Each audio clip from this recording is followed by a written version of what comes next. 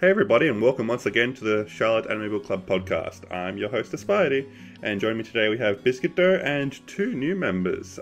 Firstly, I'd like to introduce LinkThinks. Hello. I am LinkThinks. I'm from the Northern America. My favorite keyword is planetarian, and my favorite character is Yoshino Haruhiko. Yoshino's fantastic. There's not many people that I think would say him as their favorite character. He's such a bro. He really stood out to me. We have varieties? So. He didn't say Little Busters? I'm just breaking the mold here. That's why I'm along. And we also have Kanon. Hello. I'm Kanon from the UK, and my favourite is Little Busters. Fuck your variety. My favourite character is Kyosuke Masato and Kengo because I refuse to respect any of those more than the other. That's a good answer. Whenever we first started doing this, and he was like, "Yeah, just say what your favorite work and your favorite characters," and I was like, "Fuck, I can't do that." Yeah, you just gotta take the Kanon route. So here we are with episode 5, The Sound You Heard Sometime. Kanon, would you take us away with our intro? Sure thing. In this episode of Mida is a Hack, Charlotte is beaten up by bullies imported straight from Kuragaya's route while the subs heavily exaggerate the event. Somebody decides to bring an actual director onto the team, allowing us to finally get some well-placed character development. A Saito character is confirmed to satisfy Mida's not-so-secret Hikaru Midorikawa fetish before we finally go back home to the biggest twist of the episode. The lolly doesn't ruin it this time. Bravo. Very good. So, episode 5, guys. It feels like this was, actually episode 3, and they just put it in 2 episodes late. It's like we finally got back on the rails again after a bit of a lull in the series, I guess. That's kind of how I'm feeling. I was saying right after I watched it, I was just like, did someone else direct this episode? How did we get back to where we started? Surprised. It was crazy. I'm pretty convinced it's a different director. there had to have been someone else for 2 of those episodes, because it completely, I was really blown away by this episode. Yeah. It wasn't the most eventful episode, but at the same time, it just felt so much better. Everything was natural. That's the key word here, is natural. Kanon says it all the time in his posts, whenever he reviews them on the topics. It's exactly what this episode was. Everything was speaking for Kanon now. Everything was so comfortable. We just sat down and watched, and nothing was shocking to me. I was just like, this is nice. Yeah, with all the other episodes, I usually use the word forced a lot. With this one, it was natural. Mm-hmm. What do you think, Link? It was definitely a big step up from the previous 2 episodes. It feels like the team just they got 2 pretty good episodes. They're like, all right, we can take it easy for the next 2, and now they're like, shit, we shouldn't have done that. Here's something good to make up for it. It was good. I enjoyed it. But I want to contrast this with episode 4, which was a similar sort of content. You just had that monster of the week, and the group are having a lot of fun shenanigans and stuff. But they were so different. I feel like there was a lot more, natural progression and development of the characters. Exposition, I guess you could say. People use that word in a bad sense, but, we're getting, a good feel for the characters now that we did in the last 2 episodes. My issue with the baseball, the baseball thing was, okay, we're gonna have baseball, but because of the way that it was, an event, it was, again, it's the word forced, right? Everything felt like it was just kind of molded for this baseball event, and everything was kind of driven in a certain way, whereas their little camping trip where nothing happens for 2 days is actually it has the room for some nice natural kind of conversations because you're in the fucking woods with some people for a couple days, Yeah, that's true. It's a very different kind of environment, and the kind of environment definitely breeds I don't know, chatting with your friends and getting to know each other. It's camaraderie. You're toughing it against nature, right? Yeah. So yeah, I think we can all agree this is a much better episode than previous. Well, at least better than 3 and 4. So now I think for this episode we're going to focus on talking about the characters, because as we've all brought up, we got a lot of information, insight into the characters in this episode, And I want to take, like, the proper time to kind of acknowledge that. So, let's start by talking about Yusa and Misa. Okay, so I feel like they actually gave Yusa some depth for the first time this episode. She's been absolutely nothing before this. But now there's some semblance of a person in there. Misa is still absolutely most of the character. But, yeah. I don't really feel much from either of them, for the most part. They're having a good time with their dynamic now, whereas, like, episode 4 and, like, 3, it was kind of there, but episode 4, it was mostly just kind of Misa took over, and it just kind of all happened, like, off-camera almost. Like, it wasn't really anything interesting. Whereas in this episode, there was, like, kind of actually used it in the narrative to, like, do some fun things, right? So, like, there's the scene in the in the room where, like, Misa says, who knows what she says, but Takamatsu's just like, no, don't say that. Oh yeah, the swearing. Yeah. And the way that she sits was excellent. I really like that. And there's, like, the scene with the bathtub where it's like, Yeah. damn it, you just did this because you knew I'd take over. Yusa's just like, I can't do this. And Misa's just like, shut up. Just hops in the fucking trash can. It's like, yeah. Gets the barrel, whatever. And it's like that scene where Yusa was, like, talking about her relationship with Misa. I guess it kind of first goes time. into what, So natural. I guess it kind of goes into what Pepe was saying, that that she obviously cares about her sister, like who wouldn't, you know, so they finally kind of brought that in. And she kind of rambles about it, too, and they even make it a point to, you know, oh, I'm rambling, or whatever, just to show that she obviously cares. That was pretty good. You knows what she's feeling. Which is interesting, like, a lot of people thought, oh, he's talking about Ayumi, but some people are thinking he's talking about this mysterious missing sibling. So it might be a little bit of foreshadowing there. That's actually kind of what I thought. Yeah, that's definitely the sense that I got. I noted that down. I guess I'm the only one in here who was thinking about Ayumi. I guess, like, the feeling of, like, admiring, like, an older sibling is definitely different to, like, wanting to protect a younger sibling. Yeah. Well, it did specify tagging along behind somebody. It's not like you would be trailing behind Ayumi, right? Yeah, well. It's just weird. Like, in the context of it, it seemed strange that he would talk about Ayumi like that. Just kind of like the last time we talked about Ayumi in the context of, like, siblings that he's comparing was Nao and her brother, and he used her brother and, like, used himself, saying, like, oh, well, what if I end up that way and Ayumi ends up like Nao, instead of the other way around. So it's kind of weird that they swapped it here. Mm-hmm. Alright, let's take a moment to talk about Takajo. It's pronounced Takamatsu. Takamatsu. Yeah. This is like his saying first, that. like... This is like his first actually, like, decent moment since episode 1. Yeah, it's probably one of, like, the two, lower maybe. rated moments in the episode, but I still liked it quite a lot. I don't know. I mean, it was a clever way to show, yes, he's buff. They're bathing. Okay, that's fair. The conversation itself might have been kind of a little weird, but... It's definitely, like, foreshadowy. Yeah, and I Way too foreshadowy. really liked how he kind of, like, snapped at you a little bit. Because Yeah. I really like this idea of, yes, they're friends, like, but they're really more so acquaintances, is what I like to think about. Like, I feel like the show is really focused on youth and siblings and not so much these friendships. Like, I feel like they're kind of there together, but they may butt heads, you know? Yeah, definitely. Like, they all have their own reasons for being in the student council, I feel. Mm-hmm. Even if you're still figuring out what his reason is. But this... I'm just drawing back to the whole episode. I feel like this strengthens my theory that Now is just wanting to have fun with friends. Like, just all these things they do together, it's awfully convenient that they just have a lot of, like, fun doing it. I don't Yes, it looks like they have fun. At least you has fun. I don't know. I think Now's getting into it. Like, she loves dragging everyone around to do things with her.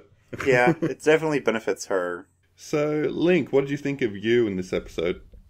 I'm not gonna lie, he still does rub me the wrong way slightly. His personality shifts is still kind of reeling on me from the first episode. I get his situation, but it still seems a bit off-putting to me. He feels like the kind of person who'd be like a compulsive liar or something, so I don't know. Could you elaborate, at the same time, like, what exactly in this episode is ticking you off? It was when he listened to the music, right? Ziendo! And he took off the headphones, and he immediately is saying his, like, innermost, this is what it felt to me, and it was, like, oddly, I don't know, like, personal, I guess. I can't word this very nostalgic. Well. It felt a bit strange to me that he would just, like, openly say that, like, right away. For the record, I will say, as just kind of my personal attachment to this scene, obviously talking about music and a specific kind of music that I quite enjoy, I will say that in writing how Maida feels about this music and how he portrays it in this episode is exactly how I feel. So whenever Now does her little, like, haha, you get it, like, that's exactly how I felt. So it's actually a very personal attachment that I have, so I actually really like that scene. No, I did enjoy the scene. I thought it was good, like, but he still is a bit off for me. I think I'll just need a bit more time with it, I guess. You're more talking about Yu's reaction. You think, like, he's warming up to Now too quickly? I think he's warming up to everyone a bit too quickly. He's becoming a bit, like, too docile. And I do kind of wish we saw a bit more of glimpses of his initial personality. I get that this is development of his character, but I don't know. Personally, I'd like to see it have a bit more of a rocky path. The way it worked, like, he doesn't really, like, butt heads and fight as much as he did, even though there were a few moments where he was just kind of like, come on, really? And even in this episode when he has to take over, Sky High Saito, he's just like, I don't want to do that, but, like, I feel like he's been having a lot of moments that have been, like, really shocking to him. And so I feel like that kind of fits kind of well with his development being kind of jarring because he's been going through a lot of shit the last few episodes and, like, he keeps having these big, kind of, epiphanies. Yes. Like, even in this episode when he does, walk out onto the cliff or whatever to talk to Now, like, he immediately just starts thinking about her brother and stuff, and she's like, what are you doing? And he's just like, oh, nothing. Like, he's been changed, and it keeps kind of coming up, and that's why, like, he's kind of been in his shell the last few episodes. Is kind of how I took it. It keeps coming back to me that we still don't know who Yu is, really. It could just be bad. Like, it could just be bad directing for you, but I feel like that would be what it is. The Yu we saw in episode 1, like, it's only one side of Yu. Like, we still don't know his backstory and what's going on with his older sibling. There's still a lot about his character that we don't know yet. We have only seen what happened after he got his powers onward. So, like, sure, that's one aspect of his personality, but that doesn't mean, like, everything else that we see from him is necessarily fake. I think that's an important thing to consider. It's a good... I'll tell you one thing we know about him. This episode... Yeah, that's it. This episode did such a good job of reinforcing the relationship between you and Ayumi, and I loved it. Because they just did so much. Like, everyone was, well, I say everyone, Yusa and you were frequently complaining about having to camp out for so long. But Yusa just took it. You brought it up one time, and he gave his specific reason for not wanting to do this, is that he had a little sister, and he wanted to go back to her. He'd only been out there for one day, but he wanted to go back immediately. And I don't think that's because she coughed over the phone, because he didn't make a big deal out of that. I think he didn't want to leave her. And at the end of the episode, that was a beautiful moment. They didn't ruin it. It was totally genuine. Like, she's got cold. Natural, again. So he feels for it. She's got, she talks about school life, he listens. He's like, it could have been the biggest moment of your life. That was, that's such a good scene. yeah, and she comes back. Shockingly. She's like, if I went out with someone, it'd have to be someone as good as you, Oni-chan. And that also gave you a quick moment to show that he's still an egotistical prick, because he said, yeah, I know, right? You're right. He said, yeah, you're right. So I really, really liked how genuine the relationship between Ayumi and Yu was portrayed in this episode, and I'm glad that and happened. no pizza sauce, yes! Because next episode is when that shit's gonna go down with Ayumi, and I'll believe Yu's reactions now. Yeah, I actually, care now. I feel like there's a nice bond there that I know is going to be broken in some way because Maida's a fucking asshole. But, that said, this is a very good scene. Yep, I agree. I really haven't felt a lot for Ayumi up until now, but this one scene was just, it's directed really well. It's like, you can write this character in an enjoyable way if you really try. And you also obviously have kind of the contrast here where, yes, it's been annoying, but just like how there's some episodes where nothing really happens, maybe you're going to be able to look back and be like, man, those were good times, because now you're probably not going to see so much of crazy, annoying Ayumi because something's going wrong, so it's going to be like shit, you know? Yeah, exactly. So, I still don't think that justifies the terrible jokes. Let's be serious. They could have done it a lot better. But still, it has served a purpose, and I think we're going to see that in the coming episodes. Yeah, I definitely would have liked Ayumi and Yu's relationship to have been gradually built up rather than all dumped in this episode. Mm-hmm. Mm-hmm. But I'm happy enough with what was given this episode. Fair enough. Moving forward, we have now to talk about... What do you think about now this episode, Link? And you're just throwing these off to me after I'm quiet for a while. Yeah, exactly. Well, He also likes obviously to say, what do you think, Link?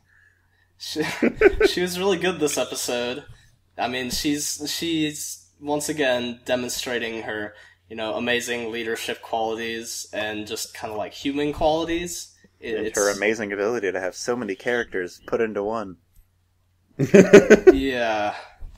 It really is obvious, and it was, obvious from very early on after meeting now that, okay, this character is written in such a way that, she's extremely relatable and, likable. She feels natural, and this episode really helped accentuate that. I think probably the obvious, most standout scene is the scene with Jien, where it's oh yeah, you get it.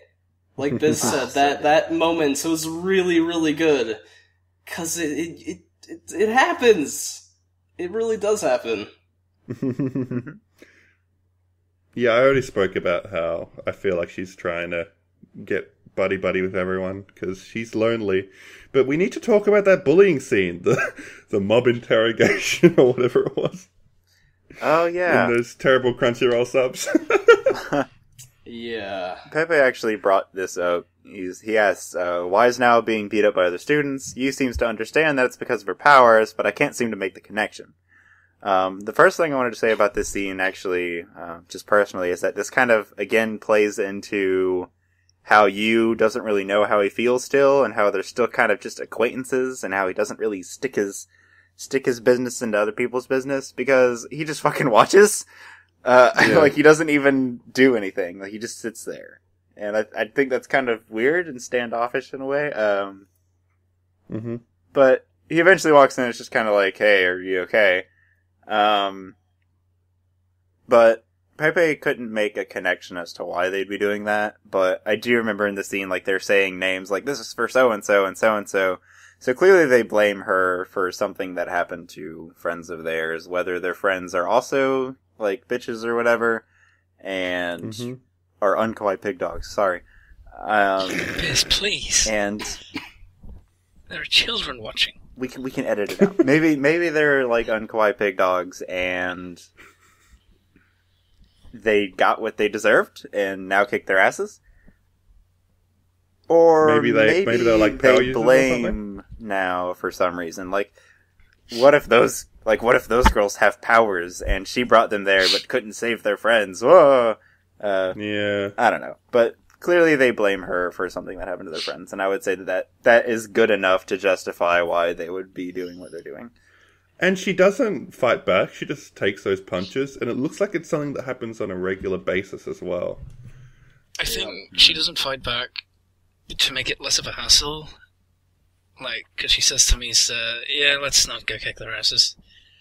'Cause You're just gonna get in more trouble. maybe she could kick their asses, but it's just making trouble and pain, and she could just take the punches and be done with it.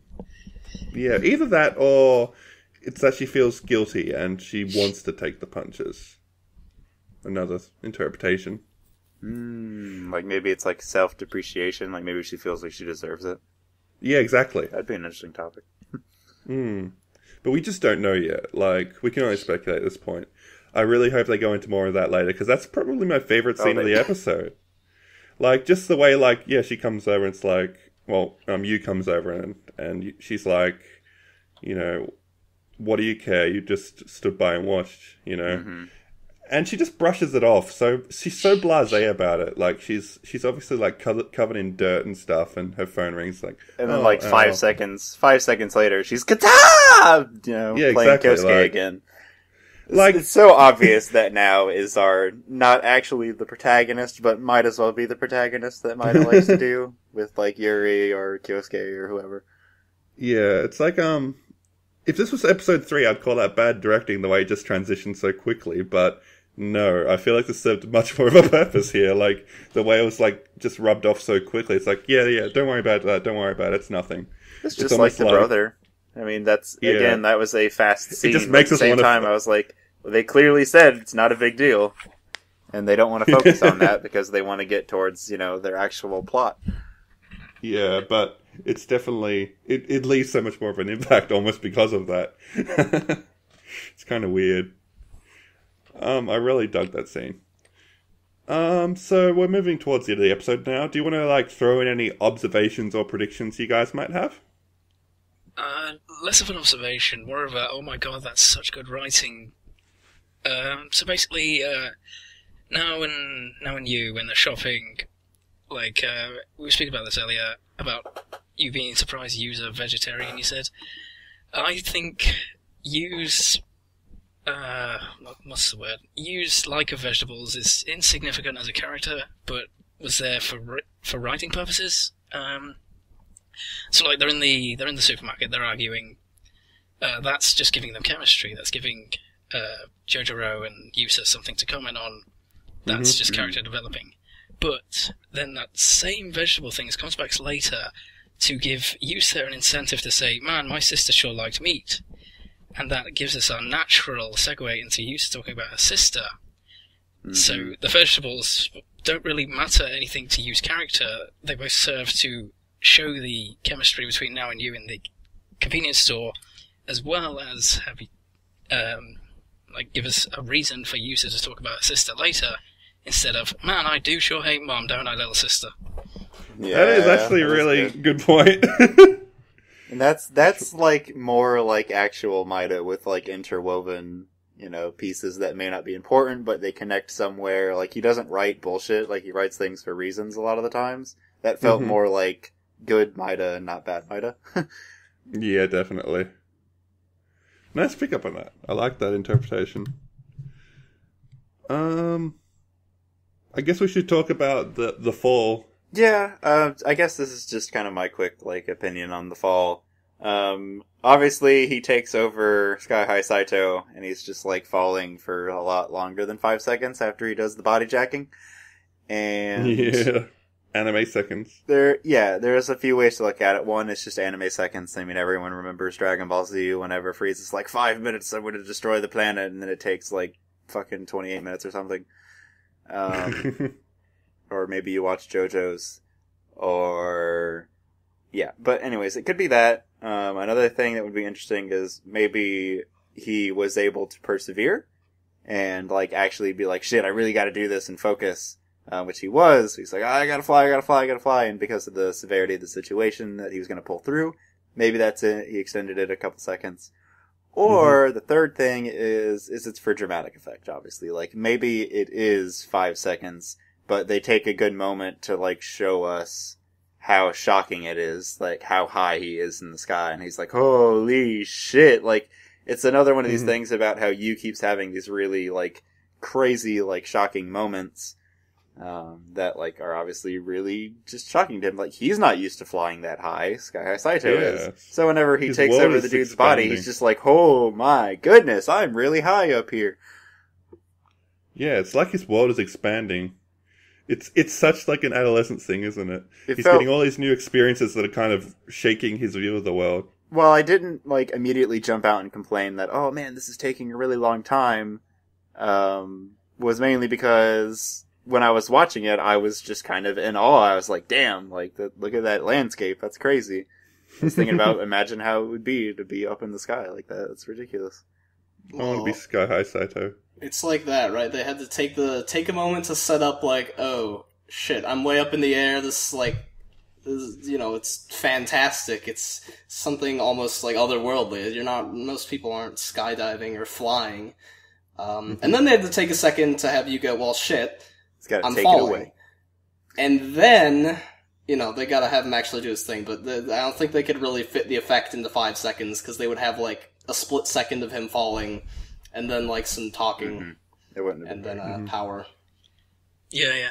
I mean, it could definitely be for dramatic effect, but I personally think it was more than 5 seconds, because earlier in the episode, when he was bathing with Takamatsu, he was like, what good is a power that only works for 5 seconds? And Jojiro's like, it might be more important than you think.